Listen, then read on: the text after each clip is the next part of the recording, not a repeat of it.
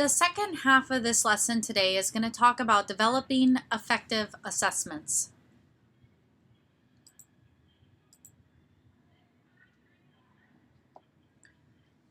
So assessing the affective domain is really important.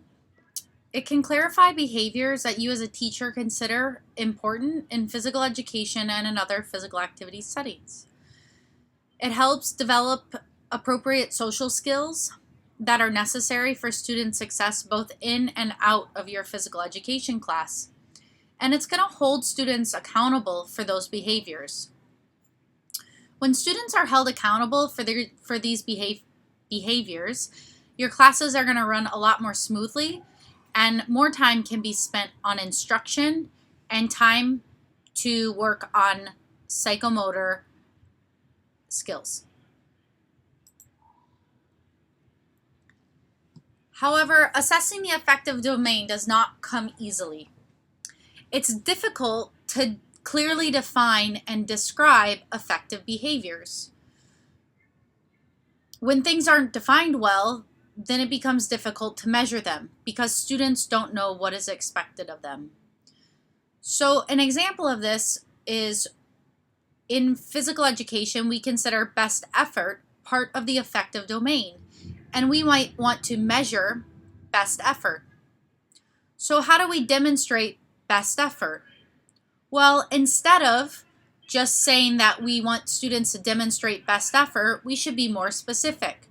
We should say things like persists in practicing a skill or task, even though it might be difficult, until competence is achieved. A student stays on task at all times, does what the teacher asks, even when the teacher is looking, and is willing to accept new challenges and tries to meet them. Those would all be examples of what we would expect of students with best effort, but we're being very clear in the way that we are defining what best effort is. So there are definitely strategies for assessing the affective domain.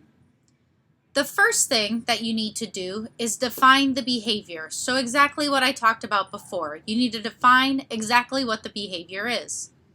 Then you need to define and establish the behaviors that are acceptable indicators of that affective trait being assessed, and let the students know what those behaviors are.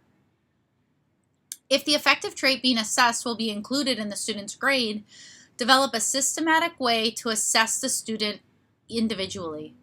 So remember, the teacher needs to write this down, and the teacher needs to conduct it, because you cannot use peer or self-assessments for grade use. The last strategy is to consider assessing a few students each day per practice session until the whole class has been assessed, rather than attempting to assess the whole class on one day. So this is important. You might, if you have a class of 40, you might over the period of a week assess 8 students a day. For 5 days, that would be your 40 students. Now, what's really important is you don't want to measure these students in alphabetical order or in squads that they may sit, because the students are going to catch on and they might behave on or show best effort on the day that you're grading them, and they might not show best effort on the other days when you're not grading them. So you want to make sure that you're switching it up, whether you're picking one person from each squad and you have that rotation down, but essentially a rotation that the students can't guess. So the book talks about different tools for assessing the affective domain, and we're going to talk about those briefly here. So they mention checklists, rating scales, rubrics, journals, event recordings, and anecdotal records. So first, let's talk about checklists and rating systems.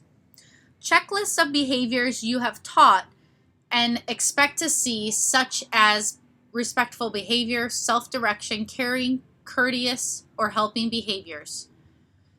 Remember, these checklists are things that your students are filling out, not you. So if you look at page 138 and 139 in the book, it shows examples of a checklist where the students have to check each of the behaviors that they used in today's class. And it lists respect, participation, self-direction, caring, and what the student's improvement goal is. So they're able to self-assess themselves through a checklist for this rubric. The second thing is a rating scale. So the rating scale extends the checklist as it requires the teacher, student, or peers to rate/assign a level of quality for the trait instead of merely just checking off that the behavior was observed. So if you look on page 139, it gives specific directions of what's supposed to happen. Circle 1 if the statement is not at all true, 2 if it is true some of the time, 3 if it is true most of the time. And then it asks questions like encourages others, says things like nice shot, good hustle, and so on. Wins or loses gracefully. So you would then check never true, sometimes true, true most of the time. This can be filled out again by the teacher, the student, or even as a peer assessment. The next thing we're going to talk about is rubrics. So affective domain behaviors can be embedded in other rubrics for participation. So as we talked about qualitative and quantitative rubrics, most of the time affective behaviors are going to fall into a qualitative rubric. But they don't always have to be combined into a qualitative rubric. They can be developed as a standalone behavior rubric. So if you turn to page 40 in your book, it gives you an example of a affective domain trait rubric that talks about safety, on-task behavior, effort, and teamwork. It gives 4 different levels: unacceptable, passing, target, exemplary, and then it gives definitions of what each of those behaviors look like at each of the levels. So the next type of affective assessments are journals and event recordings. Journals can be used effectively as formative assessments of the student's learning affective traits, particularly with regard to what they feel or value about participation. Journals are helpful in informing your teaching process, but it's really important that they should not be included in a student's grade. So some teachers give participation points for this, but essentially it should just inform your teaching process. Event recordings tally student behaviors across a class or a unit. T-sheets can also record incidences of students' behaviors in a simple manner. They have examples of those on page 141 in your book. And then the last thing that they talk about is exit slips and how they can be used to elicit student responses to questions about effective performances once the lesson is over. So it's important that these exit slips are short and the question is carefully crafted to elicit the type of response desired within a short period of time. The book gives some suggested exit slip questions on page 144, I believe. So anecdotal records, that's it, capture teachers' observation of students' behaviors across a longer period of time. So this is a period of time from the semester or for the year. It's important that comments are marked and recorded when an event occurs, and they can be captured electronically using dictation and added to a student's file, or quickly jotted down on note cards and recorded in an audio file. So the anecdotal records are things that a teacher is going to keep throughout.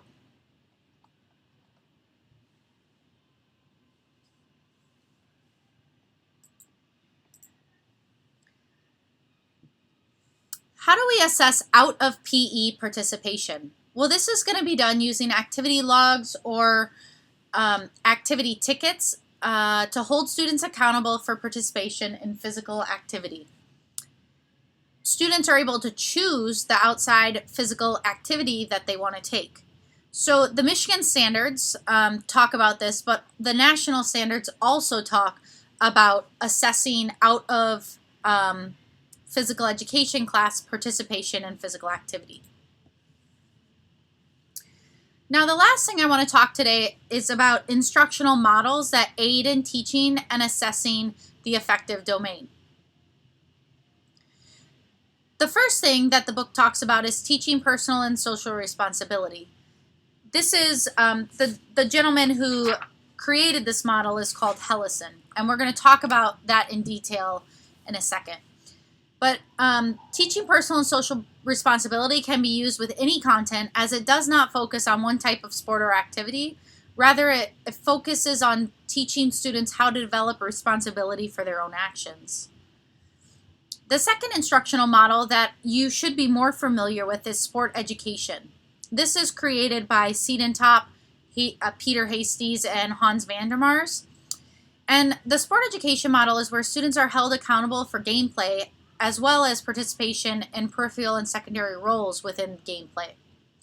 It gives students multiple opportunities to practice and have affective traits assessed. So let's look at the social responsibility model in physical education. Hellison's model of social responsibility is a philosophical approach to teaching that focuses on creating personal and social responsibility using physical activity as a medium.